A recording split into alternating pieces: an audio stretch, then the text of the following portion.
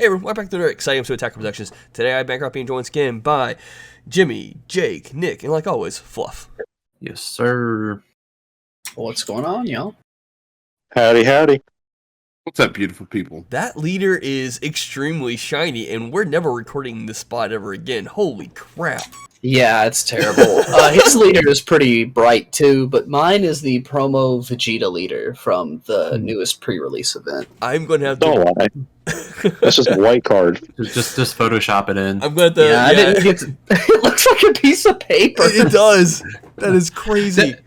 I don't know why we didn't have the foresight to take a picture of this recording setup that we had to do at our past locals. It was rough, boys. Our past one was, there was some, I can't remember what that game is called. They're playing, it's not Warframe, but it's very similar to Warframe with all the buildings and stuff. They were busy playing on the end of the table where we typically record, so we had to make do at another spot. And that light spot is horrible. We won't do this ever again in this location. Moving on. Like you've seen already this week, this is new stuff on it, so we're really excited to kind of bring it out. Nick is playing the new U7 Goku that kind of likes to pitch his whole deck into his drop and then pull a card back later down the road when he needs it. And like Jake said earlier, he is playing the promo SSG Vegeta. So guys, let's get into this. So Nick, you've actually activated a card this game so far, so why don't you start with your deck first? Yeah, so I'm going to apologize ahead of time if I make any misplays, because this is the very first game I had playing the deck. So I was kind of learning as I was playing. But like Bancroft was saying, the deck likes to put all its cards into the drop area and then just explode with sparking effects and late game finishers. Started out with the Gohan here as just a searcher. Not really necessary for the deck because you do have a lot of consistency with picking stuff from the drop, but being able to search your lower piece U7 pieces is really nice. And then you also, in this list, I'm running the Piccolo Unison, so I can search that off the Gohan as well. And then generally I like to keep a high life total when I'm playing, so normally I'll just combo that off to defend myself and then get my drop going even higher. It's a pretty interesting strategy. We haven't really seen a drop area or a big burst leader since like Dredgeku back in the day. So it's interesting to see this kind of strategy come back. I didn't do much on my turn at all except cycle looking for more cards and leave energy open for defense, because really I don't have much of an idea what he's up to, other than this Piccolo Unison is going to be a problem. So, Funny enough, I didn't know much either. So we'll have profiles on these later. I know Jake's still tweaking his, so we won't have his this week.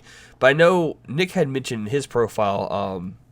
You like to stay unawakened as soon as possible, and I'm curious. You used the Gohan as a combo piece. I assume for two reasons, possibly just kind of build up that sparking and just to protect yourself. Yeah, you have to have sparking in order to get some of the abilities on your U7 battle cards. Like there's the Android 17 that has double strike, there's a Golden Frieza that has dual attack. You have to have a certain amount in your drop for those, and then in order to activate main to play those guys for cheaper, you have to have so many U7 cards in the drop. So not only do you have to have sparking, you have to have so many of a certain type. So it's nice to get those cards in the drop too, because I mean, you're kind of killing two birds with one stone. You're keeping yourself high in life, so you're not really worried about the late game, and you're able to do your effects to play your guys for cheap when you need them. So far, I've just been looking through my deck for something to play, and this is a pretty rough Crown of Red here, too. The main issue with my list is that there's a lot of good targets in this hand, you can't really see them. But the main issue with the list is that it's really top-heavy. So a lot of the early plays are just either building your hand or playing more defensively. And really that's all I've been able to do so far this game. But I wasn't really prepared for how quickly this push was going to come on this turn. I will say, some of the cards, like you said, it was hard to see when you showed them. I did see the 5-drop Cooler there. We did see a 6-drop Gogeta in your drop. So we kind of see two of the engines you're going with.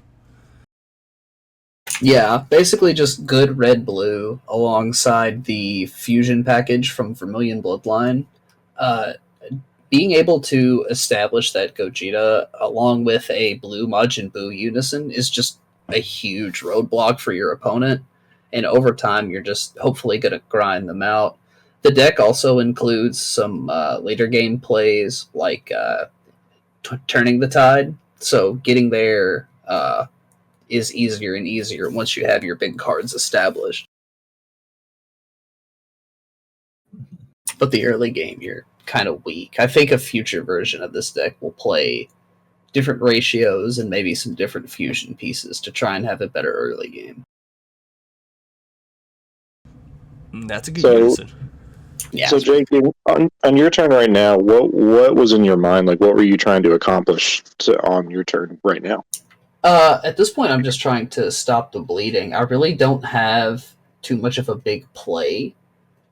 You're at 7 life and your unison's at 5 markers. So I feel like once you're awakened, you don't really draw as much, if I'm correct. So I'm just trying to deny some resources, poke and draw cards without really giving you more of an advantage. Well, funny enough, on the awakened side, it's actually less interactable for the opponent with my awakened leader, because it's just activate main, draw a card, then you can place up to 3 cards in the drop area. I didn't realize that in this game, so I didn't do it as much when I awoke. But with that paired with the unison, you're plussing 2 every turn you're awakened, so it's really, really strong in and of itself. Yeah, so either I'm going to give you cards from your life, or you're going to draw cards anyway, so maybe it would have been better just to push your life there. But either way, I'm in a pretty crappy spot so far this game. I believe one of the unsung things about U7 is the amount of dual attack. It seems like every couple of weeks it changes between what's better, dual attack or double strike in most situations. But I feel like right now dual attack is just so good because the amount of resources you have to expend just to not take the damage from that card. Like U7 it has so much advantage on its end, and it makes your opponent expend so much of their resources just to not get blown out by a single striking dual attack card. Yeah. And that dual attacker also... Sorry, go ahead. You're fine. And the Frieza itself is a 19k dual attacker.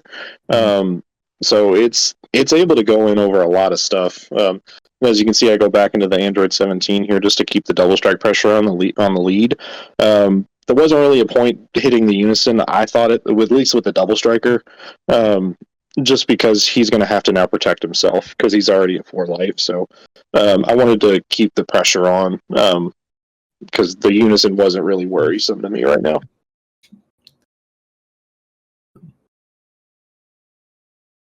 Speaking of dual attackers, that's a pretty good one. This card's just insane. Like, it just... If you can't see it, it's Son Goku Divine Presence. Yeah. I'm sure I'll have to do a lot of imposing on this video. Yeah, probably. And no, just go ahead and increase the white balance. Let's just make it like like when Squidward goes to the future. Yeah, exactly. It's a beer super combo. Yeah, and here I'm going to cooler and just remove any additional power that this Divine Presence got. And we spend a little bit of time here discussing like what Divine Presence's power should be at and everything. Because 25, right? Well, it's already in play when Cooler comes in. So I targeted it with Cooler, so it's gonna lose 10. And then when it swings, it's gonna get 5 back, right? So right now it's at 15. Correct, yeah. Coming into play, it would have had 25 because he put the marker on it, yes. Correct. Yes, and I forgot how the order worked playing the card, because I normally never play the card. I don't have it, so it was a little confusing for me. I forgot how math worked, but in this swing right here, this is where one of my tech pieces comes in, Gigantic Meteor. So on Activate Battle, if it's your turn, you can KO battle cards that add up to 30k power. And since I negged the Topo that was on board already with the Frieza, I was able to hit both that and the Cooler, so he lost all of his stuff. Yeah, it was a pretty rough swing. I felt like with the Cooler and Topo on board, I was able to push back at his battle cards and threaten his life, especially with the Unison still in play, but Gigantic Meteor kind of blew me out there. And then here's where we're discussing the Unison markers and the battle power. Yeah, right here. Because it would have got the 5k boost on swing. Yeah, but the first swing wouldn't have taken a marker because he would have only been at 15, right? So he gains during the auto step. So if you played him and gave the boost to himself, he would have been at 25,000. Neg by Cooler, that puts him at 15. Swing 15, gain 5k. Then search out the skillless. Restand, so you get to 20k attacks at that point. Either way, it resulted the same. We're just making sure it worked out. Math is hard, guys. Does the 17 have barrier by any chance? I can't remember. It does not, no. At that point, it might have just been better just to -1 on the second swing of the Goku. And I had already used it earlier in the turn. I missed that, okay. Mm-hmm. Yeah, I played the dual attacking Golden Frieza first, and he -1 to get that on the bottom of the deck. Gotcha, okay. I missed that. Yeah. There's so much white space. Yeah, that's just what I was going to mention, is that dual attacking Frieza forced me to use the marker early in the turn. Yeah, that turn for me was pretty big, so there was a lot of stuff going on there.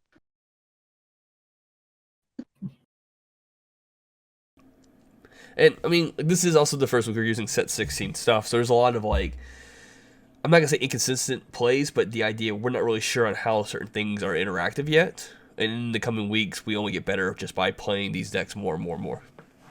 Because I feel like that's part of the gameplay here is that, I think you mentioned earlier, Jake, you're not familiar with what he's doing, and then Nick, you also, like, this is the first time you played this deck, so you're not really sure what to expect out of playing it truly yet.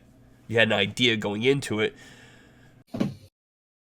Yeah, it's kind of a big difference from, like, reading the cards and know what they do than actually putting it into practice against an opponent, especially against new stuff that you normally don't see. I mean, granted, we've seen red blue stuff before, but just not in this way.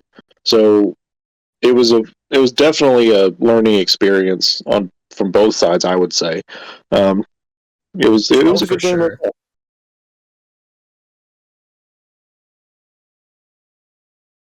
And here you're just digging for more power. Yeah, being able to keep the Android 17 on board for more than a turn is amazing.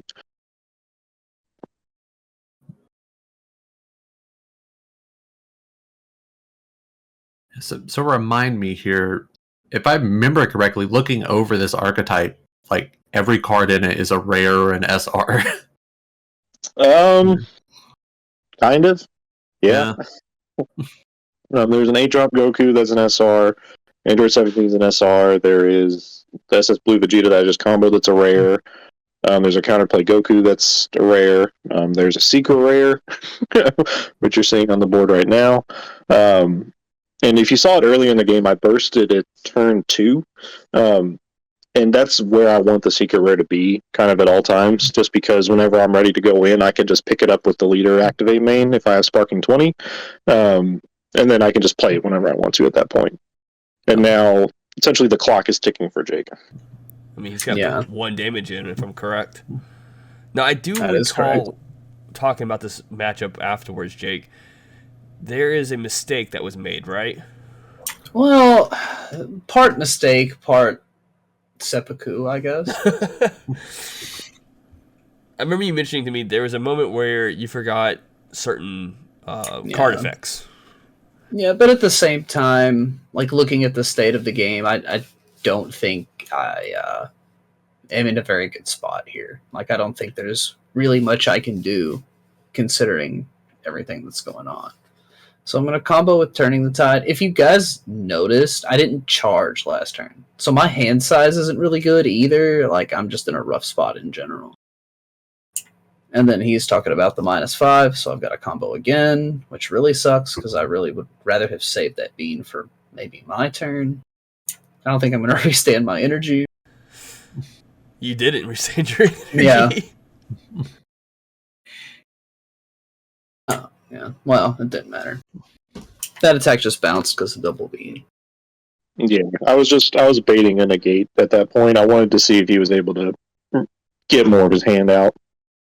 For when it's my turn to go in, I can just blow him out of the water. And I had nothing else to do there. The reason that this deck isn't being profiled yet is because in its current state, it is really clunky. Either it completely goes off, and you put up a wall turn 4 that can't really be overcome, or you forget that your opponent can burn you alive. And you having experienced that wall firsthand, it's pretty hard to get over that red Gogeta, what is it, 6-drop? Yeah. And then the Boo Unison at the same time. Like, it's just not something fun you want to have to deal with. And with that being said, thank you all for tuning in for today's matchup. There's button symbol in on the screen, and like always, Fluff does outros, not me. Yeah. Both decks really cool. Really excited to continue to see what Realm of the Gods brings for everybody. Grats to Nick to winning that match. But as always, read your cards, know your plays. Let us make the mistakes so that you don't have to, and Fluff out.